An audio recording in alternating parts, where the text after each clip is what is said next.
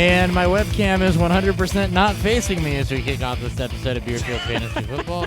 It was facing towards the wall. I have no idea why that was the case. You should be able to see me now on YouTube. Thank you for tuning in. I am at Hot BFF. He is at Thury BFF. There's a nice shot of my door on YouTube right about now, thanks to the delay. It's everybody's favorite time of week, or at least ours, where you get to listen to us drink and know things. I'm in St. Louis, Missouri. He's in Springfield, Illinois. What's up? How is Minnesota? So, spoiler alert, I was in Minnesota over the weekend. Friend's wedding, did some drinking, did a lot of drinking, and now I'm doing more drinking. So, it's a good weekend. Very, very nice. I'm glad you had a good weekend. Housekeeping items, as always, before you get started, you can follow the show, Twitter, Instagram, and Untapped at BeerfieldFF. Find us on Facebook and YouTube, Beerfield Fantasy Football. Hit the subscribe button, hit the like button, hit the notifications button. Hit whatever you want to hit, unless it's, living or drywall or something. We'll find us on Patreon someplace. We also have merch available, which neither of us are wearing right now, but that is there. If you want to come see the merch in person, you can find us at the Midwest Fantasy Football Expo. That is going down August 18th in Canton, Ohio. So come see the Hall of Fame. Come hang out. You can buy tickets at MidwestFFExpo.com. Promo code BEER to save $5. We also still have a drive going on to see me put through a table that'll run through the end of this week. You can donate to that to GoFundMe.com/hopper-goes-through-a-table-for-St. Jude. That benefits St. Jude after the long URL. We got a good episode for you here today. We're going to talk the AFC North, I think. Go ahead and preview that. I got that right? Yes. I hope so, because that's what I prepped for. Yes. So we will talk about the Ravens, unfortunately, the Steelers, how they're going to look without really Le'Veon Bell or Antonio Brown, the people that offense has been built around for the last few years. We'll set expectations for the Browns, and I guess we'll talk about the Bengals too. Yes, the Bengals. So before we get into all that, let's go ahead and find out what's fueling Beerfield. What's fueling Beerfield?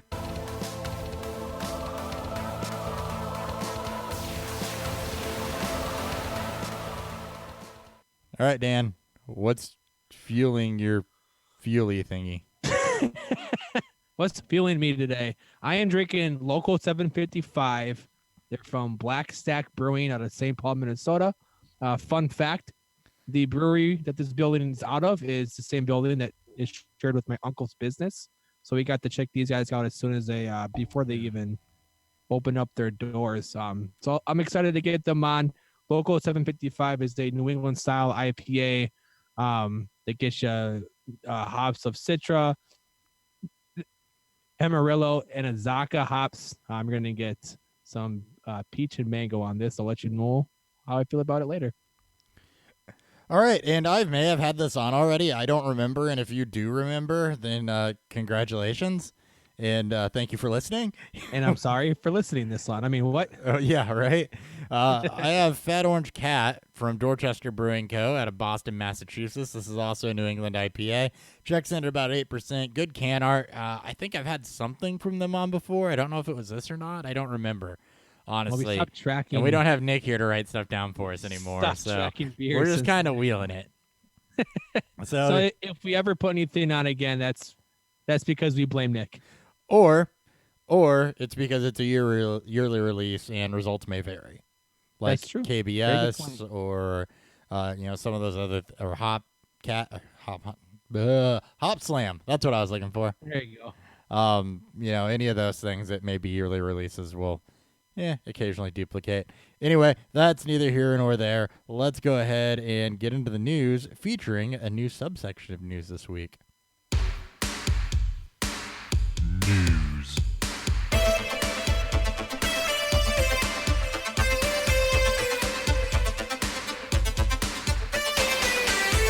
All All right, mini camps are over. OTAs are over. Next check-in will be training camp, so most of the injury updates and stuff have died down. Pretty easy week this week on the news. Starting on the roster side of things, the Packers signed former Lions and almost Patriots tight end Michael Roberts. He was released from the Lions after a bomb trade to the Patriots because of a failed physical. So he is now physical again with Green Bay, I thought, too. I did not see that. Yeah, I thought that was announced that he failed his physical, so he did not sign with Green Bay. Okay. I mean, and like I said, I didn't see it on it Roto is World. Michael Roberts, so it's not like It's you not need to like go it out there. matters, but yeah. Yeah, I did not see that pop up on Roto World But I'll after go the fact check just in case. initial one. In injury news, Matthew Stafford apparently played through broken bones in his back. He was on the injury report with a back issue from week 14 on. Don't get excited about that because that's not the reason he was terrible. He was terrible because of the offense. I was wrong about Michael Roberts. Looks like he is. Yeah, there we go. Anyways, All right. It's my favorite part of the show. We can end it now. we'll see you guys next time. See you guys next time. Put this in the wrong section, but per the Miami Herald, it now looks like Albert Wilson's going to start the season on the PUP list, or at least start training camp on the PUP list. Still experiencing problems with his hip. I'm not even going to recommend you buy low on him because I just don't think he'll be a thing. I don't think he'll be a thing if it's going to take him this long. Another new offense, he'll need to likely be cut to have any fantasy worth. Yep. The Buccaneers waived running back Sean Wilson. That should have been roster news, whatever. Nobody cares. And Josh McCown, most recently notably of the Jets and Bears, has retired after 17 years. He shall be missed. Ish. Saints? Ish. Who knows?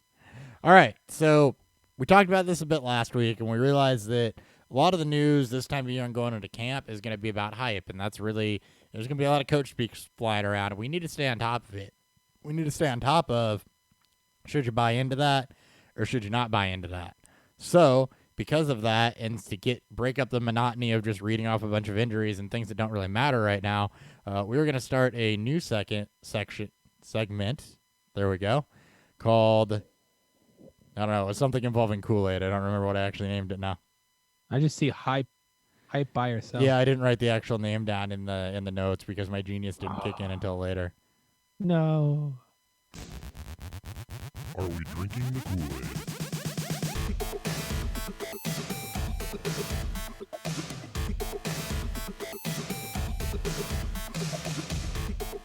Now, I have to ask, did you create a new segment so you can create a new drop? No, I didn't, even though it had been a while.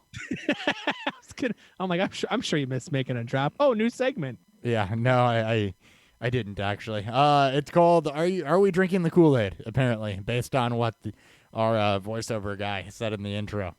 So, this is where we're gonna talk some hype. We're gonna just do we buy it? Do we sell it?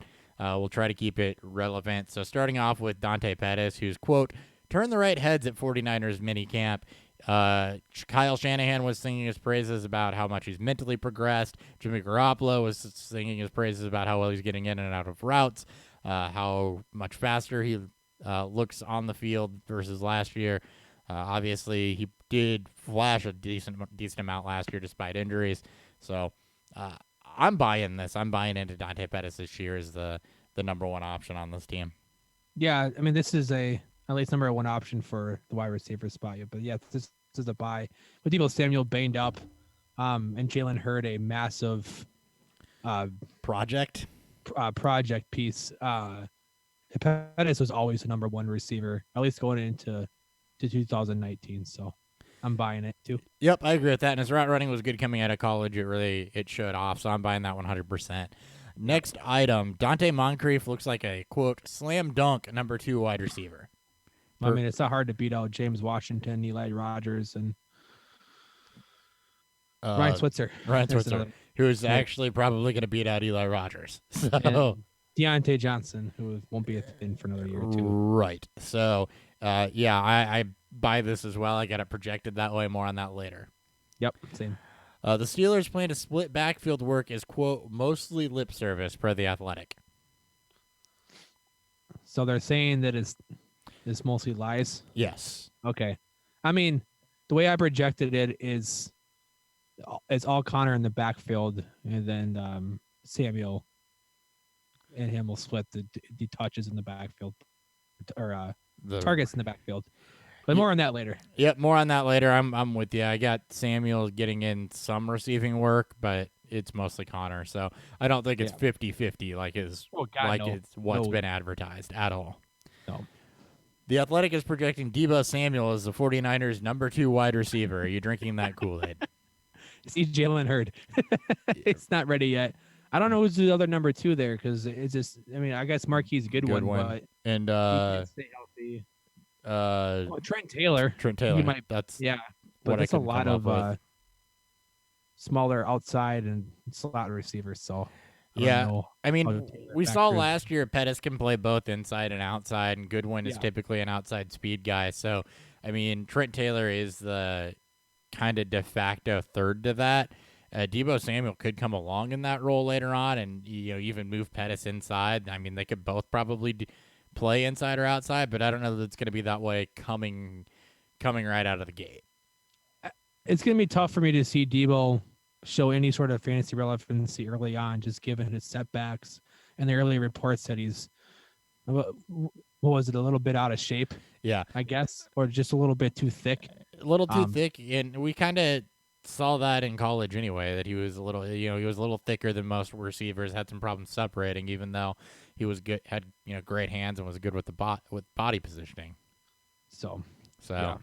I'm not buying it just yet, but I think mid-season I wouldn't be shocked if he's the quote-unquote number 2 receiver. Eventually, yes. I haven't projected these guys yet. Of course, I haven't either. The West divisions are the only 2 I have left to do, but I would be surprised if I project any wide receiver that's not Dante Pettis is horribly relevant for San Francisco. Yeah, at least for redraft. Yep. For sure. All right, and the last one I have, Cardinals coach Cliff Kingsbury expects a, quote, really nice role for Chase Edmonds. Does that mean he's returning punts? That's exactly where I went with it, too. I'm like, does that mean he's, like, got a real nice role on special teams and as a punt returner? Because I don't know why you, again, would ever want to take David Johnson off the field outside of, like, he needs a little bit of rest. Exactly. So that doesn't mean he's going to see more work than he should. I'm with you as well. So a lot of agreement here. We are buying Dante Pettis. We are buying Dante Moncrief as the 2 in Pittsburgh. We are buying the fact that the Steelers aren't splitting backfield work, that was a little crap. We are selling on Deebo Samuel as the number 2 this season and selling on Chase Edmonds being worth anything at all. I mean, it depends what they mean by really nice role. Because I suppose there is the Keyshawn Johnson hype. Shout out to Nick for the comment there in the YouTube section. He asked if we saw the hype on Keyshawn as another bigger outside receiver for the Cardinals. So there's going to be a lot of hype around the Cardinals, and Keyshawn Johnson's going to be a popular one, as he should be. You got Kevin White there, that's a former first-round pick. You got Hakeem Butler that was super hyped up, and the problem with trying to predict any of that is you got a bunch of rookies and a bunch of guys that haven't done it. We weren't the highest on Keyshawn, but I think he's got just as good of a shot as anybody to win work outside because, I mean, you've got an aging Larry Fitzgerald and not a lot that's going to compete for work outside. I mean, Christian Kirk and Andy Isabella are better built for inside roles. So you got a group of guys that are going to be very, very interesting to watch through training camp. I think it's worth making a note that Keyshawn Johnson is getting hype. That's very, very good for him. And it's definitely worth the flyer in Dynasty. As far as redraft goes, I'm not going to buy into probably anything outside on the Cardinals. There will be a bunch of watch list guys. You can maybe take a late round flyer depending on league depth on really any of them as of right now, but it's definitely one of these situations I'm going to be paying attention to in training camp. Yeah, they're going to be one of the hardest teams to project because not only is the offense completely new in terms of their quarterback, their receivers, tight ends, they even have a whole new coaching staff, so you don't really know what to expect. You can't just assume that Cliff Kingsbury is going to be able to be as successful on offense in year one from college to pros. So we assume a lot of positive and a lot of offense because of what he's been able to put together in college. We just don't know how that's going to translate to the pros, especially with a rookie quarterback, a bad offensive line, and a bunch of rookie wide receivers, and rookie wide receivers producing in year one at a level that makes them terribly relevant for for redraft anyway is, I mean, it happens, but it's not normally something you want to hang your hat on. So, Yeah. but again, it is definitely something we're going to be monitoring come training camp, as there are interesting pieces there, Keyshawn Johnson included, and any hype is worth taking note of.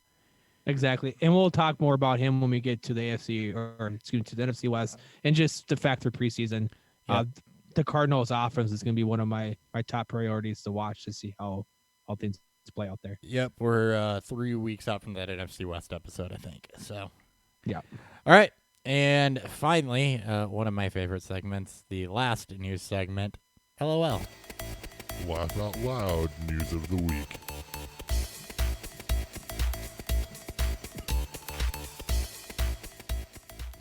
All right, new Packers coach Matt LaFleur has implied Aaron Rodgers will not have complete control at the line of scrimmage this year because apparently we didn't learn anything from last year. And that'll last all of one quarter. Not That even. may last like one series. Yeah, he's gonna think that, and then they're gonna get to the huddle, and you're gonna have the same situation as last season. You're gonna have Rodgers turning off his mic, going, "I can't hear you. I don't know what you're talking about." It's a bad stance to take. Learn from the mistakes of others before you, Matt LaFleur.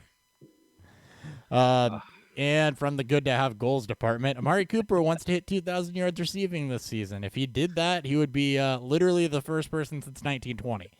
Calvin Johnson was close at 1,964 yards, but That's great. Just a good to have goals department. This is about as crazy as when AP said he'll reach 2,500 rushing yards right. for his ACL. So, Yep. I mean, it's good to have goals. I don't see how that's going to happen. And we like, Dak and Cooper and what they were able to do last year for the second half of that season. So he's not hitting 2,000 yards. It's good to just say things to the media sometimes. It's good to have goals. By the way, that Calvin Johnson season was 122 receptions and 204 targets for 1,900 yards or 1,964 yards. Cooper's career highs are 132 targets and 1,153 yards. So a little bit off.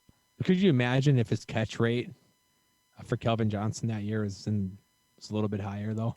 Oh, I know, right? Yeah, 204 targets, only caught 122 balls. Right. That's insane. Yep. All right, let's go ahead and get into the meat and potatoes. It's division preview time. Division preview.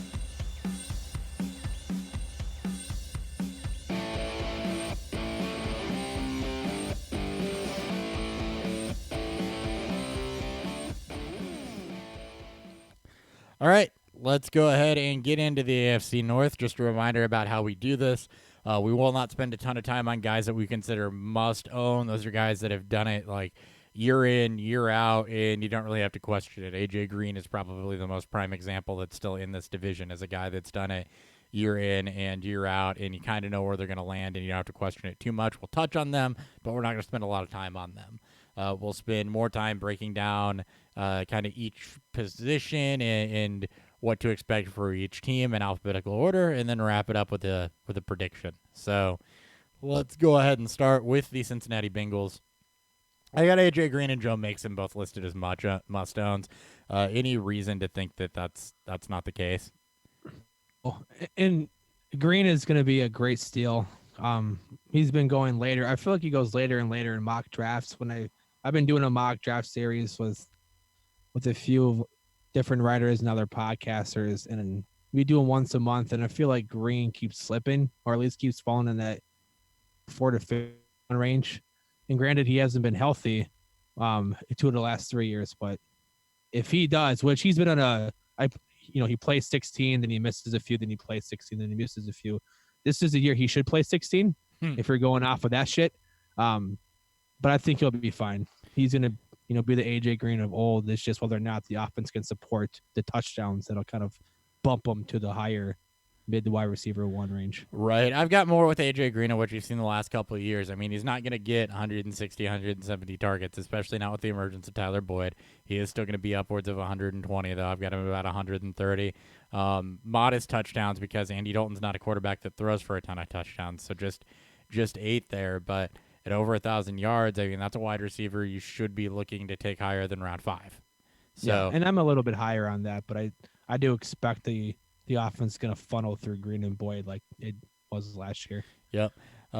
Joe Mixon, what do you got? What do you got laid out for Mixon this season? Who really showed the efficiency last season that we wanted to see in year one. So I took a nice step. Do you see him continue his role continuing to grow and him continuing to take steps?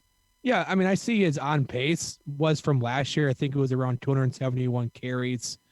I think around 65 targets and then 45 to 50 receptions. So I got him on the same pace for that. What's tough is you don't know how the offense is going to gel.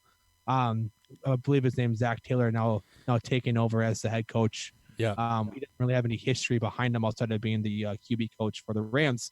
But as for Mixon, it's going to be an RB1 for sure. I got him at 1,700 yards on, I believe, 312 or 319 touches overall. 9 touchdowns total, as I don't believe this offense is going to put up a lot of touchdowns, but they could if they stay healthy. This is a very unique team. I think Mixon's about right where he's being drafted right now.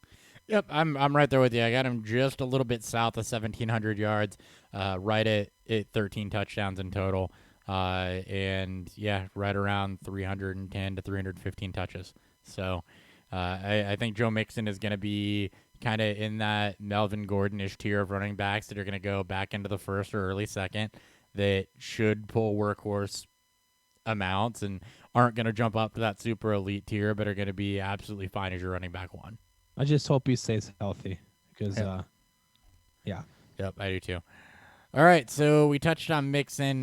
We touched on AJ Green. Any Gio love here at all? My answer was no, not really. I think that it's just a change of pace role for Gio. Yeah, I think what you saw last year, Mixon was top 7 in opportunity share, which takes into account the amount of carries and targets amongst a running backfield. He was at 77 or so percent, leaving very minimal for Gio. Again, who can't stay healthy as well. He'll have his work. He'll be more involved in the passing game like usual. You won't have any value unless Mixon gets hurt. Yep, just over 100 touches for Gio for me. So yeah, I'm at 101. Yeah, not draftable. No. So Tyler Boyd, he had a massive year last year. It was kind of independent of AJ Green being hurt. I mean, Tyler Boyd himself got hurt a little bit later in the year. So can he capitalize on that?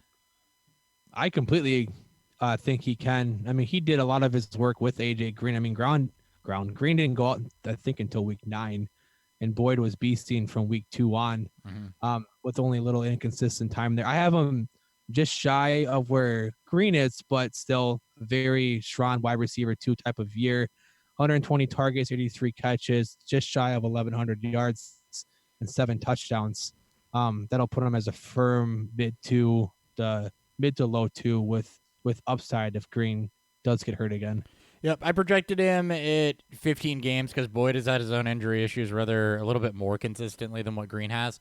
111 targets, just over 900 yards, 7 touchdowns, also solidly in wide receiver 2 range. So he'll be a beast if he, again, this backfield and if this team can stay healthy. Anything behind Green and Boyd that you're looking at from a wide receiver perspective? As much as I don't want it to be John Ross, it's like you can't look at Alex Erickson and get excited because John Ross still targeted him. You can look at John Ross and get excited. I don't want to get excited, but I'm not at all. I don't have him being much of anything. He's only going to, I have him playing 13 games, and that's being really, really kind to him in that regard. So he's not ownable. He's going to mostly really annoy Green and Boyd owners when they're in the red zone, and John Ross gets his 1 catch on 5 targets for 2 yards and a touchdown. Yep. I got him at 5 touchdowns, but just 54 targets. So there you go. It's not good. Touchdown on 10% of his targets. Yeah, it's not good for that. And tight ends also just not good here for me. Tyler Eifert can't stay healthy. CJ Uzomah might be a bye week fill-in, but unfortunately, until that unfolds or people start to get hurt, you're not going to know. So just don't draft either of them. Yeah, I mean, I'm not falling for the Eifert thing again. He'll flash a couple games, then get hurt. Yep. Should we briefly mention Andy Dalton? Yeah, we should. I did gloss right over that. We should look at Andy Dalton and how mediocre he's not really worth much, but probably going to be this year. I got him having a better season. But I don't have him being somebody you want to rely on as an upper tier quarterback. He's going to be a good value in Superflex, though, I think. Yeah, I got him. So through the was it 5 divisions that we've done now. This 5th one, right? Is that right? I think that feels right. Yeah, that's right. He's my QB 15. Dalton will support Boyd, Green, and Mixon, at least for receiving work for Mixon. But the amount of turnovers that he gets, he doesn't have the rushing floor that he's once had. He's the guy that would average 2 to 3 touchdowns a year, on the ground. Over the last couple of years, that's gone away. The offense has really taken a hit. They haven't hit 1,000 total plays in I think 3 years. And again, with Zach Taylor being someone new, we don't know what that offense is going to be. So I am not going to buy any Dalton anywhere. So he would be my 15 if you take the NFC North out that I've already projected, or sorry, my 14 if you take the NFC North out that I've already projected. So we're right about the same on Dalton then. Yep, I got him at just over 4,000 yards, 30 touchdowns, but 13 interceptions and not having the rush upside, which is really what is going to separate some of these guys that are lumped up in that same area of 4,000 to 4,500 yards and 27 to 30 touchdowns. The ones with rushing upside are really going to separate themselves from the Andy Daltons of the world that have kind of lost that. Yeah, there's a reason why we like Dak Prescott this year. Exactly.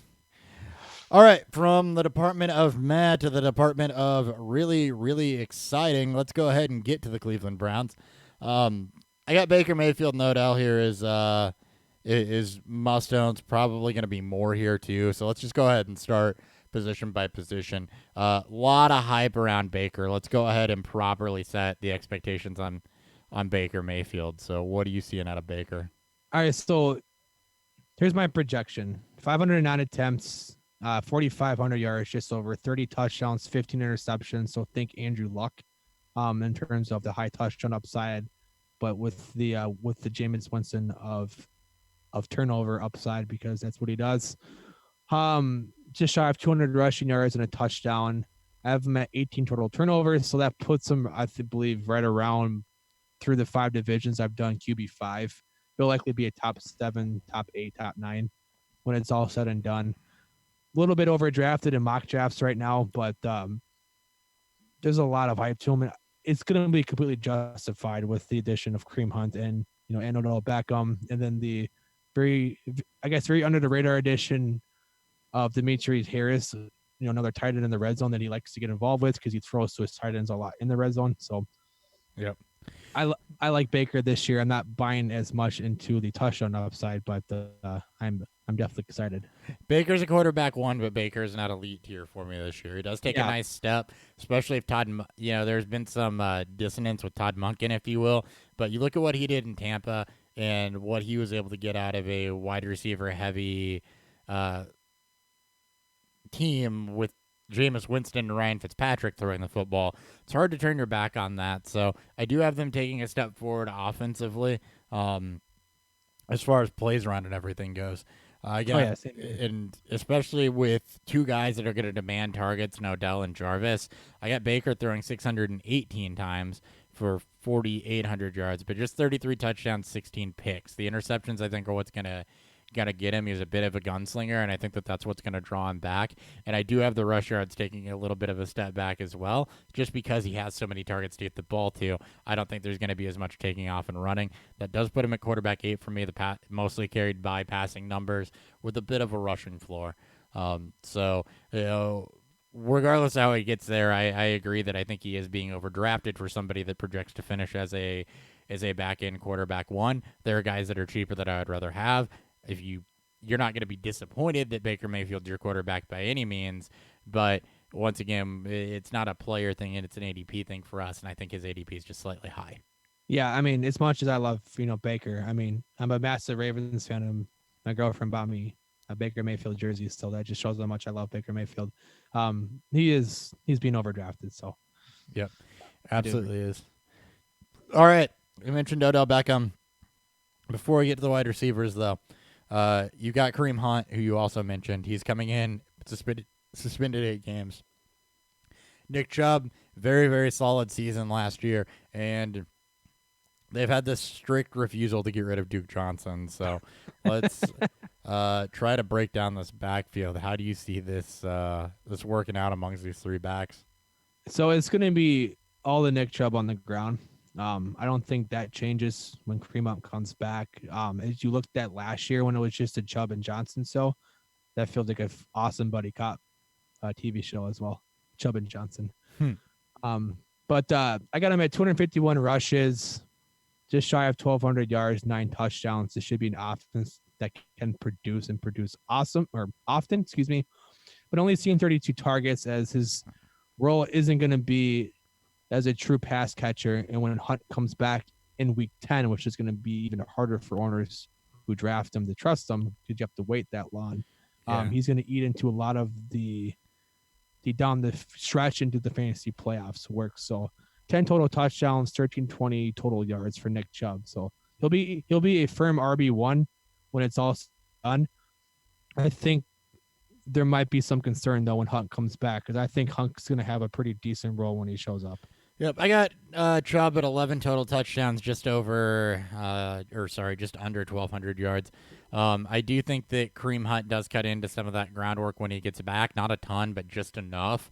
And you get more of a three-headed monster that back half of the season. Nick Chubb's a guy I absolutely want to own to start the season. I think that he falls in at about running back 13 for me with 2 divisions left to statistically project.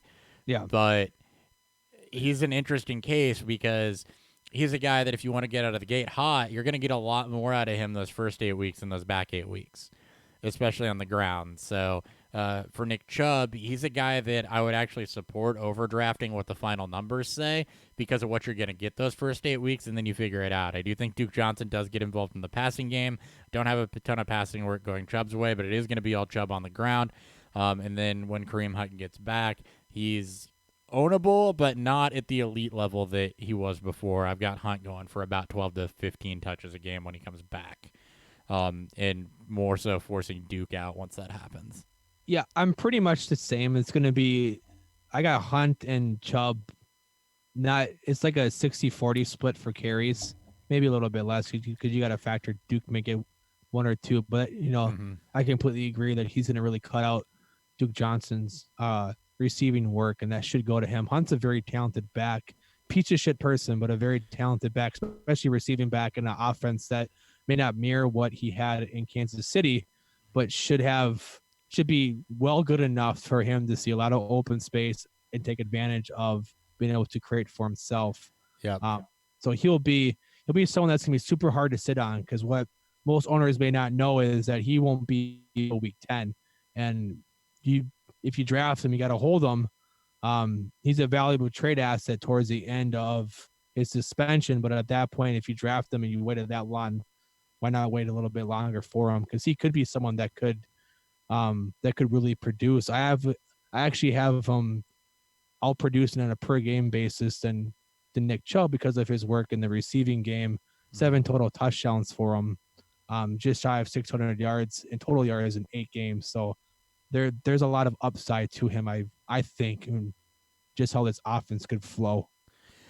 There is definitely upside to him, but you absolutely hit the nail on the head. It's a matter of do you want to hold him for 10 weeks, or do you have that ability to hold him for 10 weeks, or is that even something you want to buy into?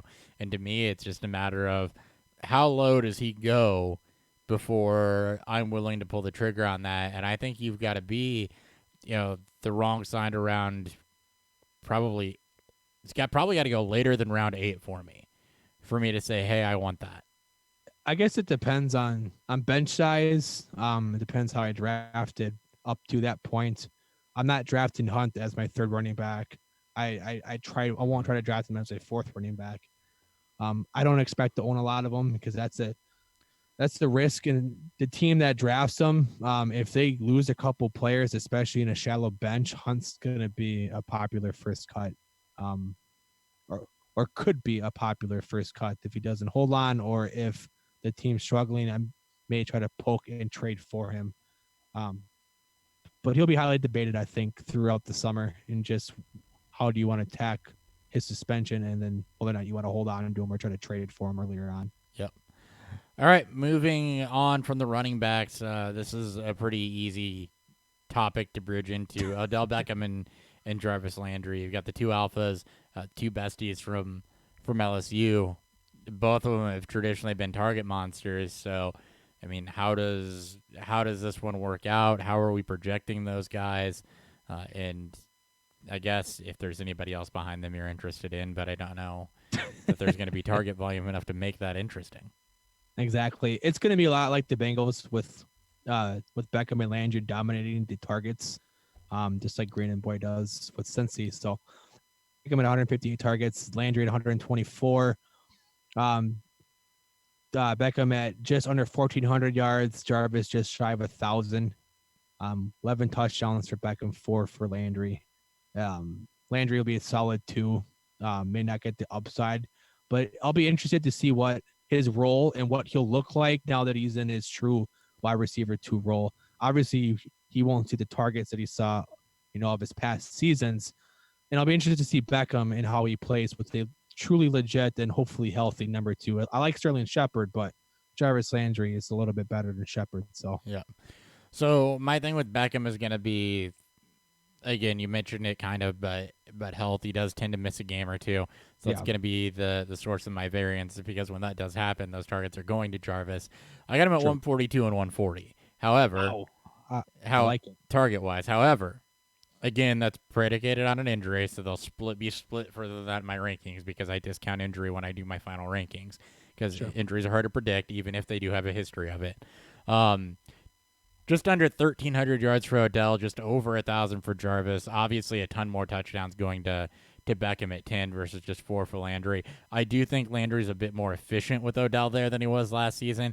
And as you mentioned, again, that's because Landry is better served with the skill set and everything for a complementary role than a number 1 role, whereas Odell can actually be an outside number 1 receiver and beat up on guys. So, obviously, if you were to extrapolate that out on a per game basis, there is a bigger gap between Odell and Jarvis Landry than the target volume would suggest. But ultimately, I think that the target volume is going to be at least somewhat close to even. I mean, obviously, it's going to tilt in Odell's favor, but Odell being there does help Jarvis. It should. And it should help both of them. It should help them see, more efficient targets.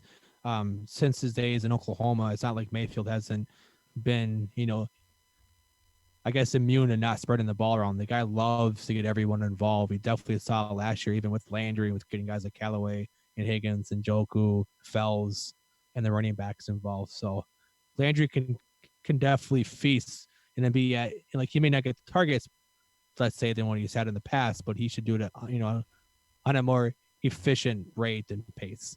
Yeah, I agree with that completely. You got Callaway projected as a 3. Yeah, but not very highly over Higgins. Yeah, it's going to be difficult. It's going to be difficult for anybody not named Beckham or Landry to get anything here. Yeah, even give a slight tick to Njoku. Yeah, exactly. Which I did. If this team gets up, this team does have a good defense. So if they do get up early, they're going to grind it out with Chubb. Exactly. With Chubb, you'll get, Beckham and Landry, in their short yardage work and very efficient passes involved. And that's going to cut into what guys like Callaway, Higgins, and Njoku does very well in the stretch the field and use speed or a big body. All right, let's talk David Njoku. He's kind of been a favorite hype mark for tight end enthusiasts, if you will, over the last few years. So how do you have him fitting into this juggernaut of an offense? What do you see out of Njoku? I think he takes just a slight dip back. He's not a very good blocking tight end, so if he, if they get into that grind him out mode, they may take him out and put in some of the guys behind him, like Harris. Forgot the other guy I think it's still Steph Devolve. Anyways, I got Njoku at 72 targets. His low catch rate will put him at 44 receptions, 510 yards, and 4 touchdowns. I love Njoku. Massively athletic, a lot of upside. It's hard for me to see him get the upside work now with Landry, now with Beckham and Kareem Hunt in the offense. I'm not going to likely draft him in a lot of leagues, but he'll definitely be. He's definitely ownable. If anybody gets hurt, he could step up big. Like think of Evan Ingram, but I'm not as high on him coming into this season. Yeah, I went the other way in Njoku. I projected a bit of a bump up, and again, that's because coverage. I do think he's the third best receiver on this team over both Callaway and I mean, Callaway's also a massively talented, athletic guy, but you've got the experience edge by about a year, I believe, to Njoku over Antonio Callaway. Yeah, And then, I don't see a whole lot out of Rashard Higgins. I've just never really bought into that. So I I'm don't not, either. not that far off on yardage from you. I got about 140 more yards and 2 more touchdowns than you did. 92 targets, though. So Sure. same low catch rate. Probably about the same as far as yards per reception go. Same as far as red zone utilization goes. I just projected him about 20 more targets. So that's less than 2 per game. But that does make a difference. He is going to be in that kind of clump of tight ends that's going to sit there between like 4 and 14, basically, and throw a dart. I know. And like for me, I'm a little afraid he could be the next Eric Ebron. He's far more athletic than Ebron was and a Yeah. far better prospect when you look at it overall. But I say that like Ebron because he'll be the guy that everyone says this is his year, and he can't quite live up to that hype. Well, and that's a legit fear, and he is going to be in a tier of tight ends where, I mean, there's risk involved, and there's risk involved with a lot of tight ends. So, I That's mean, very it's true, really very just true. what do you want to buy into? You've Yeah. got Njoku in a juggernaut offense. I've got Jimmy Graham right there with him. You got a rookie in Hawkinson that I've got right behind him, versus with an OC and a head coach that have traditionally used tight ends. So, I mean, you really don't have a whole lot to buy into in that tier. So if you believe in Njoku, then you're going to take your shot on Njoku. And if you don't, then you're not. You're going to Exactly. pick one of the other guys that's right there. Exactly. I can agree completely. All right. Hey, beer review time before we talk the Ravens. So actually, I'm absolutely going to need a beer for this. Beer review.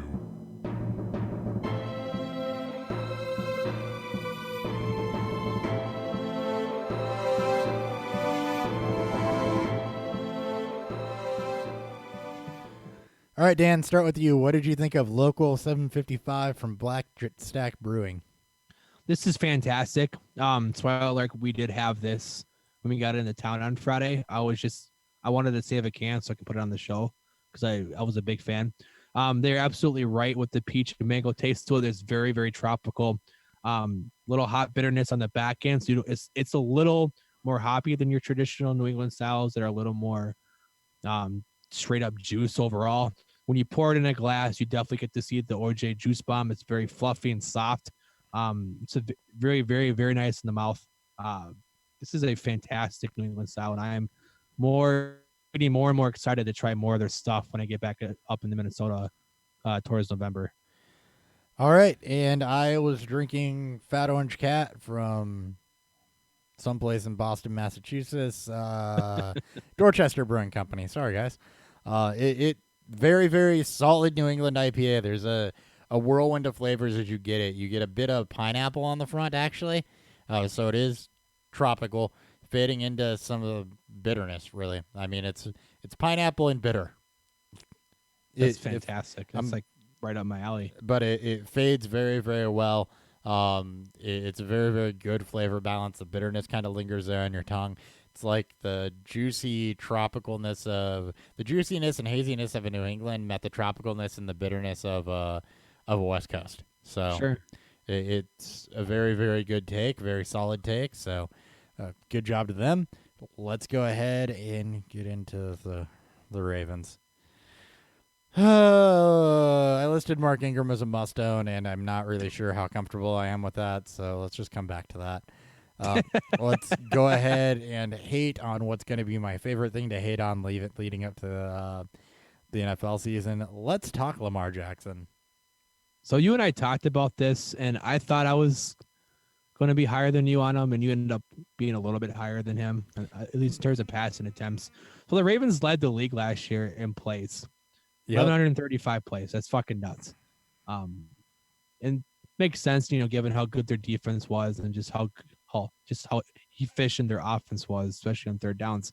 I don't see that this year. I see that taking a massive step back. The defense lost a lot of pieces. They added some good ones. I don't trust Lamar Jackson. Their receiving core is absolute garbage. So Lamar Jackson is basically is an RB2 with some passing upside. I have him at 184 rushes, 865 rushing yards, 7 touchdowns. Only thrown the ball 408 times for under 3,000 yards, 13 touchdowns, and 8 picks. He's throwing more. He has more turnovers than passing touchdowns, but his rushing floor is what's going to keep him in that QB2 range. Keep him streamable. Think of Josh Allen. Think of Tim Tebow. Think of other rushing quarterbacks with low passing upside, but with really good efficient rushing. Cam Newton for a long time. Richardson.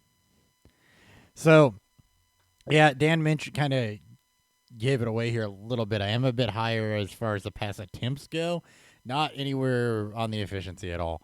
Okay, for sure. So, I did project the Ravens to run about 90 fewer plays this season than last season. Okay. I do still think they'll run a decent amount of plays, and that's purely because as I go through this and chart out how many plays each team runs and where their defense ranked and everything like that, bad offenses that can somehow find a way to pick up a few first downs with good defenses tend to run the most plays. That's just sort of how it works. So yep. I do have them running a higher than a league average amount of plays. And one of the arguments against Lamar Jackson, and I've made this myself, is that, well, the Chargers laid out a blueprint. Well, they did, but the Chargers' blueprint still yielded 6 yards a carry to Lamar Jackson. Yeah. So you fade that rushing efficiency. You fade the attempts because they're obviously not going to rush 700 times this year, which is what they're on pace for. And Lamar Jackson starts. It was like 705 rushes, which for perspective, a high number of rushes for an NFL team is usually 456-ish. It's an oddly specific number, but the 450 range is usually upper tier. I think the record was 683, somewhere around there, because I projected right. I'm like, I got to see what the team high in rushing attempts was in a season, and the Ravens would have destroyed it down their pace. Even when Seattle was notorious for this, running more than they passed, which is not something you see a lot. They were only hitting 560 rush attempts. Yeah. So it is a team. So you got to fade some of that.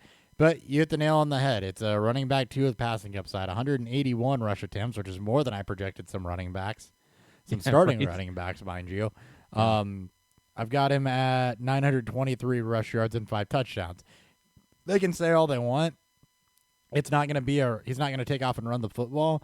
But if the guy can't throw and he can't throw efficiently, you're not going to say, don't pick up yards, don't make this offense work, don't find a way. And Lamar Jackson isn't going to stand there in the pocket and take sacks either. So he's going to get out of the pocket. He's going to get his on the ground. But the passing upside isn't going to be there. 466 attempts from a team that projects to have a good defense and to be playing from behind a lot is still a low number. Just over 3,300 yards, 18 touchdowns to 13 picks. It's not going to be an efficient passing season. It's not. The yards per reception or yards per completion might look good because there's a lot of speed guys. But Lamar Jackson right now, without me projecting the AFC or NFC West, is quarterback 15, which means he's going to push back towards probably the 20 range by the time I'm done with this.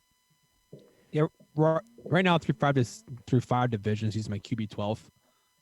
Again, I haven't done the 3 that's left. I've got the NFC North. I'll be a little bit higher, so but I've got 2 left. Yeah, he'll likely fall. I think he'll be behind everyone from the NFC North at least. Yep. Maybe slightly ahead of. I don't know. I can't think he'd be ahead of. Maybe at a Stafford, but I can't see that either. And I just want to be clear here: if you buy this, you're purely starting another running back in your quarterback spot, and you can't. That's not an efficient way to play. Most quarterbacks on a bad week are still going to get you more than 12 points, right? He'll be a really good DF or GPP play in tournament plays in DFS. Like a trusted quarterback that'll likely be cheap. That'll give you your baseline for quarterback points. But for your standard redraft league, I mean, yes, he's going to give you basically what you're going to get out of a quarterback that has a bad week most weeks because of his rushing upside. You might get a little more, but he's not somebody you necessarily want to rely on. And there are going to be people that are buying into it. So just understand that if you're buying into Lamar Jackson, you're buying into his ability to rush as a running back 2 right now, because there's not the weapons around him or the flashes with the arm to say that he's going to be more than that. Yeah, like we've talked enough about him. We'll end up talking more about him as the season goes. He's a very popular target. There's a lot of people that think he'll take the next step up, and his mechanics will get better. I need to see that first, and even if that shows, he doesn't have the receiving core to really prop up the numbers just yet. Well, and it's really hard for people to change mechanics. You bring up Tim Tebow. Look at Tim Tebow. Yeah, very true. You couldn't do it. The accuracy never came. The mechanics changes never came. And it's not like he didn't work at it. Tim Tebow's work ethic has never been questioned by anybody, and he couldn't make it happen. Blake Bortles tried to reinvent his, and he became a worse quarterback because of it. So, I mean, there's just really not a whole lot good there. Yeah. So, enough bashing on Lamar Jackson for now, just because I can't do it all in one episode. 3 running backs project to see carries here, in my opinion. Ingram, Edwards, and Justice Hill. I don't think Kenneth Dixon is long for this roster. How do you see that shaking out, especially because there's been a lot of excitement around Mark Ingram? So I have right now Mark Ingram getting 266 touches, just over 1,300 total yards and 9 total touchdowns. It's his game on the run. I mean, it's his game on the ground. Gus Edwards will be just a fill-in backup when Ingram gets tired. And then Mark Ingram should lead the backfield in targets, just given that he's been able to do it throughout his entire career with New Orleans. Problem is Lamar Jackson doesn't target running backs. I think we found out last year his 16-game pace, he only threw to the running backs, I think, 57 times. His 16-game pace to throw to running backs was 17. Yeah, I mean, he threw 1.1 a game. He threw the running backs 25 times in the 8 games that he played. I'm just pulling from the 8-game sample size from Pro Football Reference. I think it came out to like 1.1 a game. Yeah, it's now granted Mark Ingram's a better running back than what he's had for the 7 games that he's played. And yes, that is a knock on Gus Edwards, I guess. We told you guys to sell him in Dynasty, so hopefully you did. But this should be Mark Ingram's offense if he can stay healthy. He's been relatively healthy his last few years, as long as he doesn't get suspended.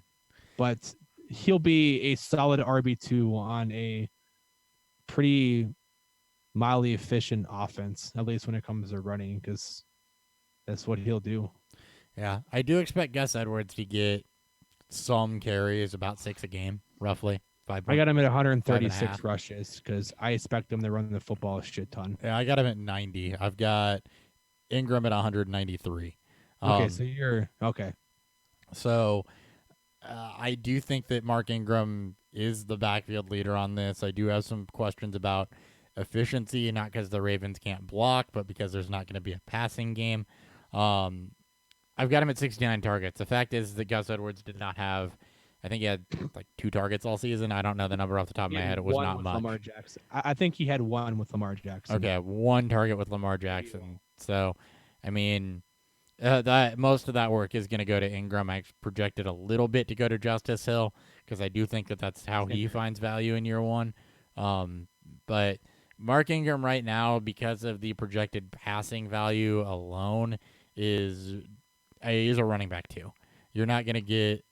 I don't think you're going to give the running back 1 that he was hyped as when he got here. And it's just a product of this offense. It's not saying anything about Mark Ingram or what he can and can't do. It's just a product of this offense. I don't think he's going to see enough carries with a running quarterback. I think if you assume Mark Ingram to be an RB1, then you're not seeing things right. Right.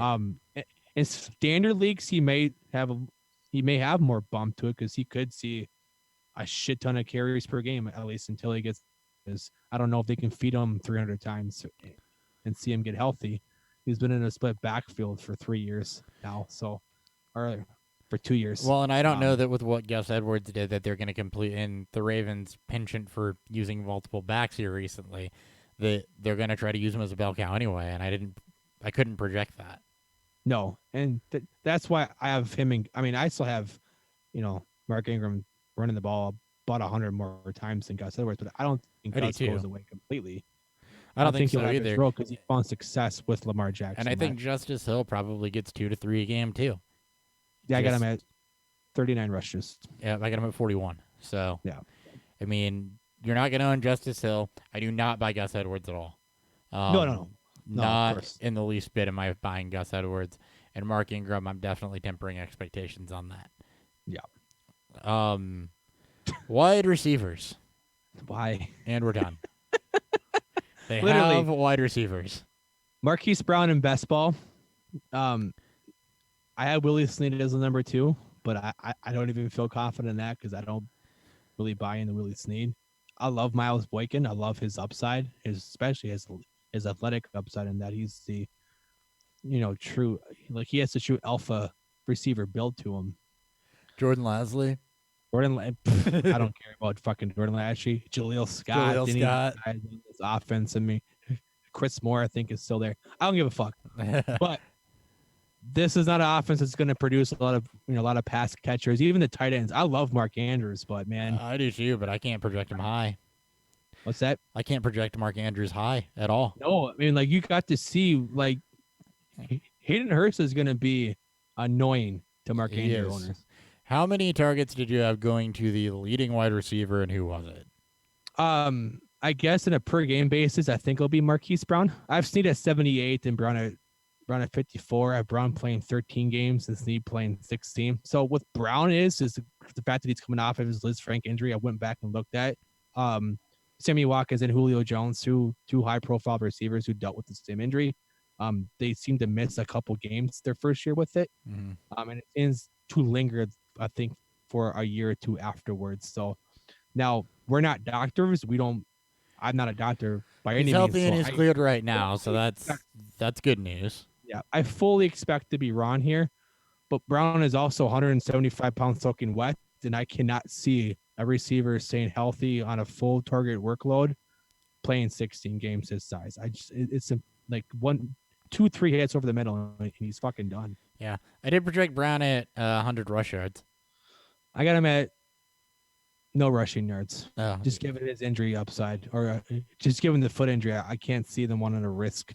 Yeah, I can see them trying to gadget the hell out of this offense off. Actually, even though they say I they're not hope going they to. do. So Just given it's the only way they're going to get anything. That should boost Brown. I still say Brown in best ball is a fine pick as one of your last picks. I've got it projected that way. I need it 101 target. In more points per game. Yep. All right, Yeah. real quick. That's what matters. Mark Andrews, I get him at 68 targets, 650 yards, 5 touchdowns. He could be a streamer. I'm going to want to see it before I buy it, though. 69, 667, and 4 for me. So Okay, I'm there you right go. there with you. Yeah, could be a streamer, but that is purely streamer numbers. Hayden Hurst just enough to be annoying. Outside of Mark Ingram, I'm avoiding this entirely. And yeah, I'm not too keen on Jake and Mark Ingram. If I can get him out, as my RB3, 2, I guess I'm okay with if we go wide receiver heavy, but Right. I'm not high on this offense. I've been very vocal about that. Yeah, absolutely. All right. Moving on to the Steelers, which should be a lot more exciting, or at least to a degree, because there's a lot to predict here. You've got James Conner without the shadow of Le'Veon Bell hanging over him. You got Juju Smith-Schuster without Antonio Brown there. I think Conner and Schuster are definitely must-owns. Let's go ahead and start with Ben. How comfortable are we with Big Ben? So I don't see a massive drop-off. He's not thrown the ball 675 times. We'll Again. get that out of there. Yeah. But over his 5 years, I think his per 16 average is just shy over 600. Some of those 14, 15 games played, his on pace would have been over 600. So I have Big Ben throwing the ball 611 times, 4,700 yards because he is a yards guy, 30 touchdowns, 15 picks, 18 total turnovers. I think he's my QB through 5 divisions. He's my QB 7. He'll be what Big Ben's always been, and he's going to have some massive games. He'll have some bad games, but I don't see the offense completely changing. It'll go to what it was like when it was just Antonio Brown and Big Ben show, and not a true wide receiver two yet. But this defense is still probably a year or two away from really being competitive Yep. in a division that's gotten better offensively. Browns are better. The Bengals should be healthy. Were really good last year, honestly, in terms of total points scored before Green, Dalton, and Boyd all got hurt. So I still see Pittsburgh throwing the ball a lot. I also see Pittsburgh throwing the ball a lot. I think it was 689 total pass attempts last season, which was by far the most in the league. Easily. So even if I fade that, I still got Ben at 630 attempts. I think it's a team that's going to have to pass for those reasons you just mentioned. The defense isn't there yet, and the offense in this division has gotten better, so they're still going to have to pass a boatload. So even if I can't predict 689 attempts, I can still predict 630, which is a high number. Yeah. I got him at 4,900 yards, 32 touchdowns, 16 picks, 2 fumbles, so 18 total turnovers. He's currently my quarterback 7 through 6 divisions. So he'll end up, I mean, I don't know if I put He's a value Goff draft. ahead of him. Yeah. He'll be someone that gets taken in the 9th, 10th round at value that'll produce at a QB1 rate for 3 to 4 games a week or for 3 to 4 game stretch. I'll have to look at their schedule to see how that could play out because the home and away, the Big Ben splits are still very real. Yeah.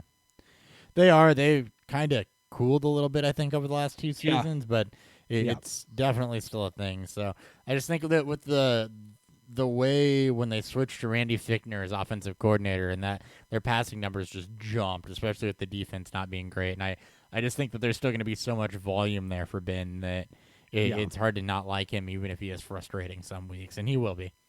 I agree. Moving on to the running backs, we mentioned this a bit in the lead. James Conner, Jalen Samuels. How do you see Conner this year? So for Connor is his first 8 games last year was unfucking real. I think his on pace was 372 touches, over 2,000 total yards and 20 touchdowns, and then everything kind of faded for him. He got hurt. So he only played 5 games the second half of the season, but he didn't see more than 14 carries in a game. The targets were still there, but a bit more inconsistently. Samuels proved that he can step up and be a lead back when called upon. The problem is is he the true Le'Veon Bell replacement? And my answer is no, because I don't think Connor can play a full 16 bell cow season. Le'Veon Bell proved that. He proved it through multiple seasons. The Pittsburgh Steelers must have seen it because even in games that he was suspended or got hurt, they never shied away from giving him those touches. Connor, I think they will, because they may see him as more of a long-term answer as Big Ben may be out the door. So with that all being said, I have Connor 229 rushes, 43 receptions, so still a very healthy 272 total touches. Gives them 1,379 total yards and 11 touchdowns. It's still going to be a very good offense. You should still see all the red zone work. Samuels will be a thorn in its side. Just 118 rushes, but 54 catches, more targets for him. Because that's his role. That's what he'll be. And the fact that there is no true number 2 receiver. I guess we can say Moncrief, but Moncrief hasn't been healthy a bunch. Jesse James is gone, and Vance McDonald hasn't proved to be healthy. So Samuels could have some value even with an low RB1, high RB1 upside, James Conner. So I am not gonna sing the Jalen Samuels praises. I'm gonna stick to my guns that I've always stick to, and that is that the Steelers do not use multiple backs for any reason. And even last season, as much as James Conner is a between the tackles runner, they targeted him. And even if you extrapolate that out for him to stay on the same pace, he's going to see 70-plus targets. Like it or not, that's how they used him. I've got him at 242 rush attempts. Again, 16 a game with Samuels playing a change of pace role with just 89. I've got the efficiency not necessarily being fantastic because, as you mentioned, he had an insane first half and was insanely efficient, and then it fell off as the year wore on, and I think that that's kind of what you're going to see. So there's 4.3 yards per rush. Le'Veon Bell wasn't horribly efficient in this offense either as far as a runner. Just over 1,000 yards and massive touchdown upside. 13 touchdowns on the ground, another 3 receiving, so 16 in total, is going to be what really, really boosts James Conner up. And again, that's not really saying anything other than, yeah, sure, he should continue his pace from last year, maybe a marginal improvement in the target volume because there isn't a second wide receiver, and you can't give Juju 180 more targets. So, Well, maybe. yeah, maybe. I do have Samuels just pretty much playing change of pace. 31 targets, 27 receptions, 196 yards, 2 touchdowns, and just 89 on the ground. And again, that's just because even when Bell was hurt, they don't use 2 backs. They haven't. Yeah. They didn't do it last year with Fickner. They didn't do it with Todd Haley. They haven't done it under anything that Mike Tomlin has run. Yeah. And I can't say that they're suddenly going to start because Jalen Samuels is there. D'Angelo Williams was still talented. He still had gas left in the tank. I wouldn't be shocked, and this is why I think his targets are more than Connor for me, is they'll use him with Connor on the field. The fact that Samuels was projected as a tight end in college, he's not a great efficient running back. He was in his two starts that he had. But the fact is that they don't really have someone trusted outside of Juju at this point. I love Vance, and I have Vance highly rated, but Vance can't stay healthy. Moncrief is a good 2 to Juju, but he can't stay healthy. So I'm a little like, I don't love Jalen Samuels. I just trust as this offense can produce fantasy players, and Samuels is a truly unique. He's a worse Le'Veon Bell in terms of his versatility. But I think they'll try to get them both on the field. I think we're going to see a wide receiver have some value here, not named Juju or Moncrief, that is kind of going to surprise us at some point throughout the season. James Washington. No, I'm not. I'm looking at the other guy. It's going to be Eli Rogers. No, not Eli Rogers. I'm just kidding. So, and I do think that Washington and Deontay Johnson and Ryan Switzer and Vance McDonald all kind of step up in a spread the ball out approach. Yeah. And I just don't see them reforming to use 2 back sets. Again, something that they just haven't really done. And that's completely fair.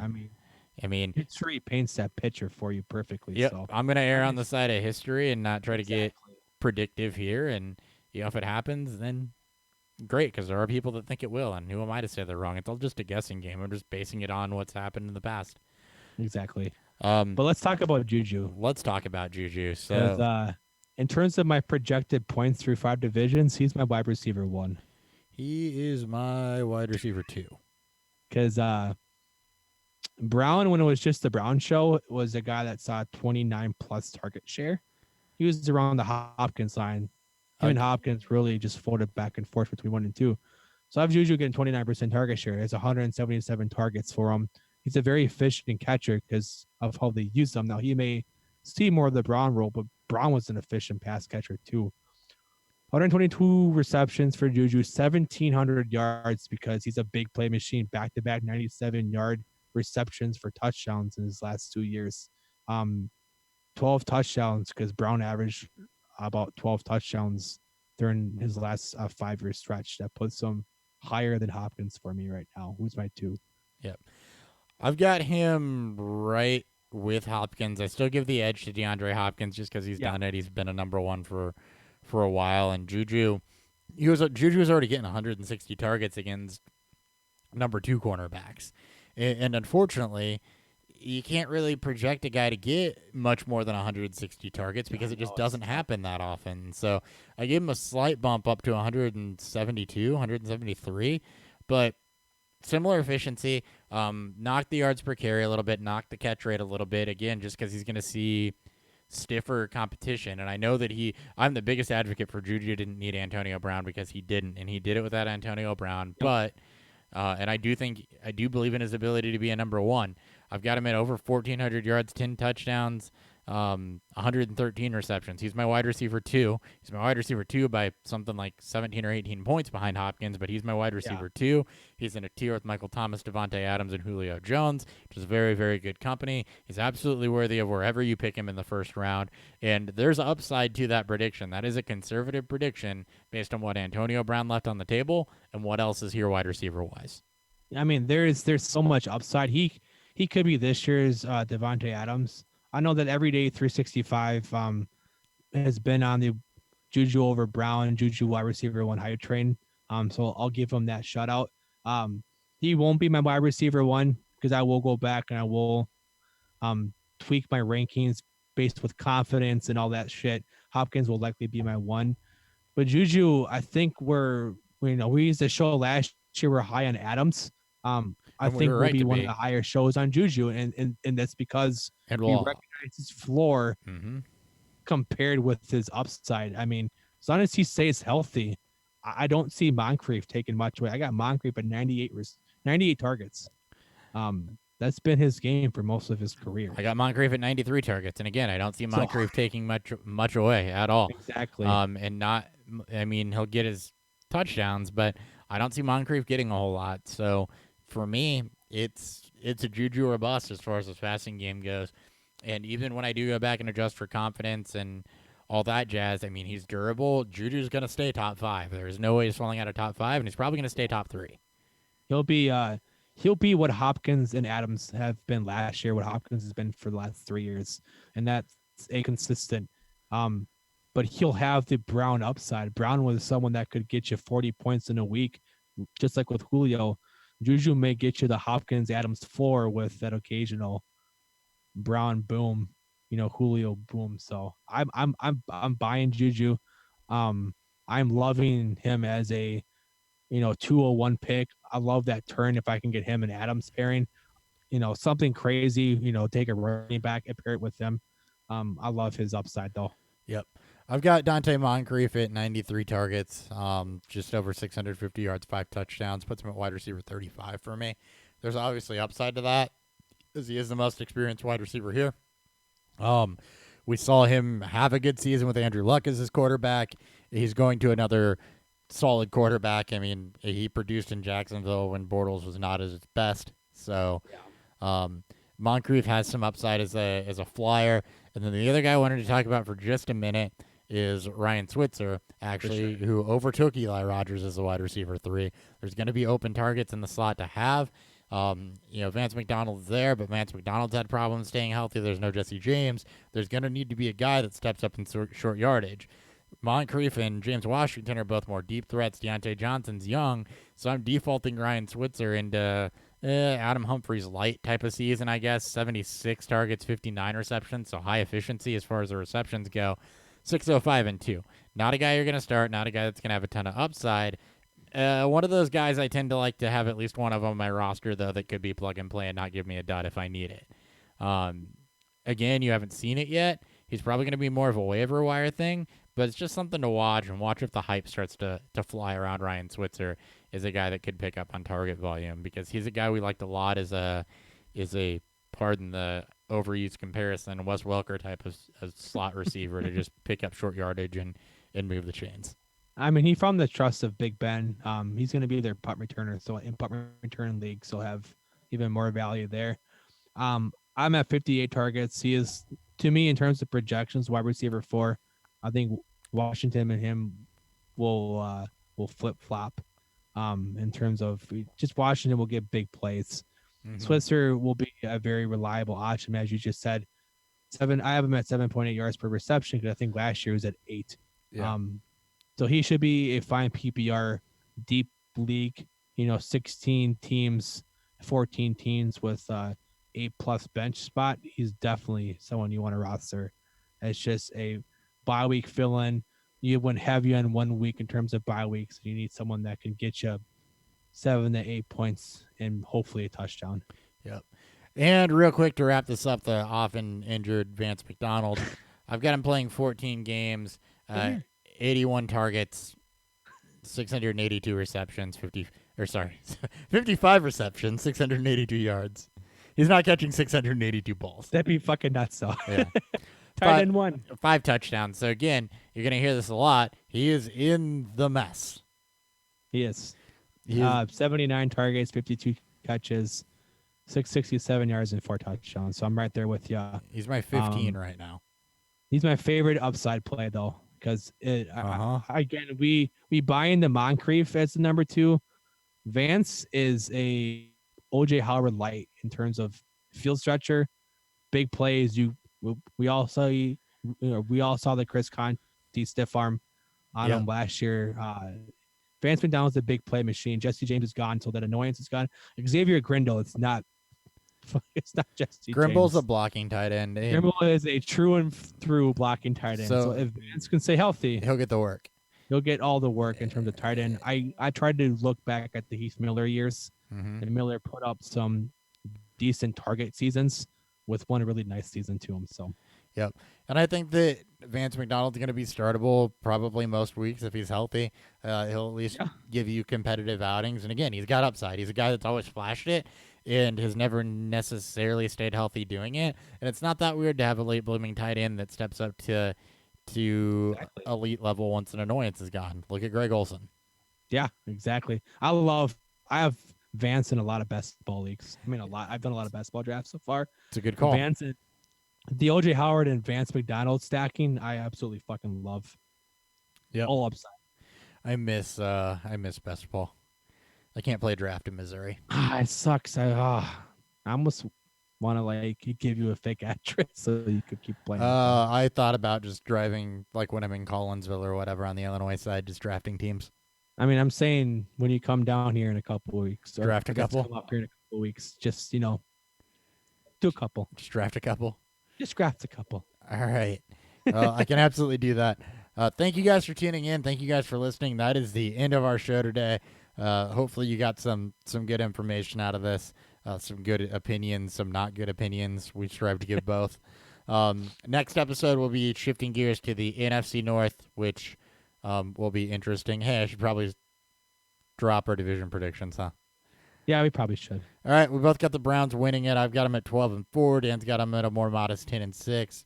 I got the Steelers at 9-7, coming in second. We got the Bengals 8-8 and 7-9, and the Ravens 5-11 and 6-10. So, yes. Very black and blue division. Yep. Like the NFC North. I do think the Bengals are going to be better enough to be annoying, especially to the Steelers. So that'll be good. It'll be good to watch. It'll be a really fun division to watch play out because, yeah. Yep. So we'll be back next week with probably the second most fantasy relevant division in the NFC North. So that'll be a really, really good one to talk about. 3 teams with a lot of pieces to be interested in, and the Detroit Lions. Boom. Once again, if you don't agree with my takes and want to see me go through a table, you can do that to benefit St. Jude's and Wrestling for a Cure. GoFundMe.com/hopper-goes-through-a--table-for-St-Jude. About another week left on that, so we'll keep hyping that up. You can catch us at Midwest Fantasy Football Expo. We will be there August 18th. We'll actually be there the whole weekend, so come hang out with us. You want to tour the Hall of Fame with us? We're probably going to do that at some point. We'll figure that out. Yeah, guys. Hit some breweries and stuff before it goes, dry on Sunday. We'll try to get up there early Saturday. Maybe we'll try to swindle a Friday night drive-in. So if anyone out there in that area, fans or podcast makers alike, want to come drink with us. Yep. Check it out. Shit talk everything that we do. Yep. Promo code is beer. Save yourself some money on those tickets if you're going to go to the expo. We'll be doing a 45-minute live podcast. Have a booth set up. We'll have some fun stuff going on there that is yet to be determined. You can follow me on Twitter at HotBFF with 2 Ps. You can follow the show at BeerfieldFF with 2 Fs. You can follow Dan at ThuryBFF with 2 Fs. You can find us on YouTube and Facebook at Beerfield Fantasy Football. Like, subscribe, hit the notification thing. Dan, any parting words? Merch, please donate. I wanted to see Hopper go through a table. And I want to see kids have less cancer. For the love of God, please. And then come visit us at the expo. Yep. That's it. One other shout out here, or not a shout out, but more of a denouncing. Gene at Culver's, I haven't forgotten. So there's a story here, by the way. Okay. I'm just gonna go ahead and tell it to wrap up the podcast. This is a story of tragedy and deceit. So we're at Culver's today for lunch, which shout out Butterburgers. One of the only good things to come out of Wisconsin is Culver's. Very true. So decided to get and Nucleus. Yeah. Decide to get ice cream. Coworkers go up. One gets a mint chocolate chip concrete, no problem. Next one gets a mint chocolate chip concrete, no problem. I go up and order a mint chip shake. I get told they don't have mint chocolate chip. It's not a thing. But they have Andes mints. So I get this cup of disappointment that's blended vanilla ice cream with Andes mints. Right after I see my coworkers walking out with mint chip ice cream. So, Gene, I don't know what I did to you. I don't know what I did to upset you, and I don't know what I did to deserve that type of deceit. But just remember, I haven't forgotten. I think we should let Culver's know. Maybe see if Culver's can get you, I'm just saying, like, something that could change your opinion on the type of defeat, the type of disappointment that you felt. It was a cup of disappointment. And, I mean, really, first off, how are you supposed to suck Andes mints through a regular size straw? I'm not that good at sucking. It's not possible. No, of course not. Yeah, I can't suck those things down into melted chocolate. So, just saying, Culver's and Gene, just remember, if it wasn't for Lamar Jackson, Gene would be my least favorite thing today. Thank you guys for listening. We'll catch you next time. See you guys.